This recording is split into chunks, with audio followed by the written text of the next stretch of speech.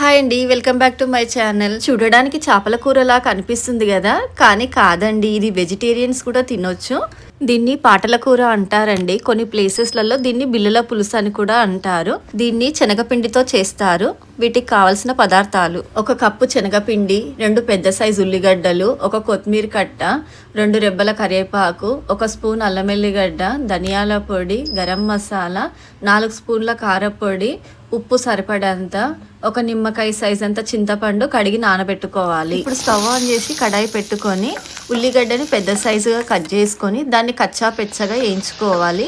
దాంట్లో కొంచెం ఉప్పు వేసుకోవాలి. తర్వాత మిక్సీ జార్లో వేసుకొని దాన్ని చల్లారబెట్టుకోవాలి. కొంచెం గరం మసాలా కూడా యాడ్ చేయాలి. ఇప్పుడు ఉల్లిగడ్డ చల్లారే లోపు ఇంకొక గిన్నెని స్టవ్ మీద పెట్టుకొని 1 పావు నూనె, జీలకర్ర ఆవాలు, కొంచెం అల్లం వెల్లిగడ్డ పేస్ట్, కొంచెం పసుపు, 1 స్పూన్ కారం, 1 స్పూన్ ఉప్పు, కొంచెం కొత్తిమీర, 1 గ్లాస్ వాటర్ పోసి మరగనీయాలి. కొంచెం ధనియాల పొడి కూడా. ఇప్పుడు నీళ్లు మసలేటప్పుడు 1 కప్పు శనగపిండి దాంట్లో వేస్తూ ఉండలు లేకుండా కలపాలి. ఇప్పుడు ఒక ప్లేట్లో కింద నూనె రాసుకొని ఆ పిండి ముద్దనంతా దాంట్లో వెడల్పుగా పరుచుకొని మనకు కావాల్సిన షేప్లో కట్ చేసుకోవాలి. నేనైతే కొన్ని స్క్వేర్ షేప్, కొన్ని డైమండ్ షేప్లో కట్ చేసుకున్నాను. మీరు మీకు నచ్చినట్టు కట్ చేసుకోవచ్చు.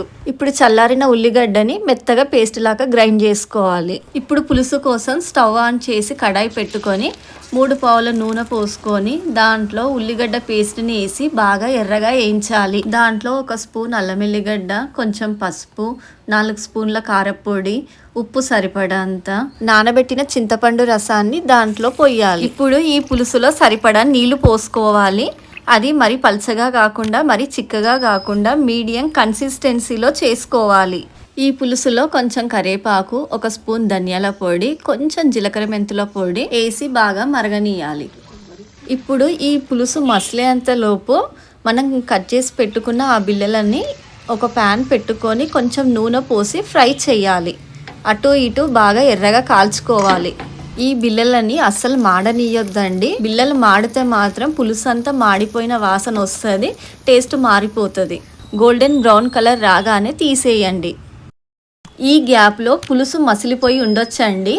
మనం ఇప్పుడు కొంచెం కొత్తిమీర వేసుకొని ఈ బిళ్ళలన్నీ పులుసులో వేసి 5 నిమిషాలు ఉంచి స్టవ్ ఆఫ్ చేసేయండి. వీటిని గంట పెట్టి కలపొద్దండి. సేమ్ చేపలు ఎలాగో మనము గిన్నెతో ఇలా తిప్పుతామో అలాగే తిప్పేసి స్టవ్ ఆఫ్ చేసేయండి. గంట పెట్టి కలిపితే అవి ఇచ్చుకపోతాయండి. అందుకే అంతే అండి, మన పాటల కూర అదే బిళ్ళల పులుసు రెడీ అండి. ఏ పులుసు కూరలైనా సరే అండి, వేడి మీద కంటే చల్లారిన తర్వాత చాలా బాగుంటుంది. ఈ కూర కూడా అలాగే టేస్టీగా ఉంటుంది. మీరు కూడా ట్రై చేయండి. Please subscribe to my channel.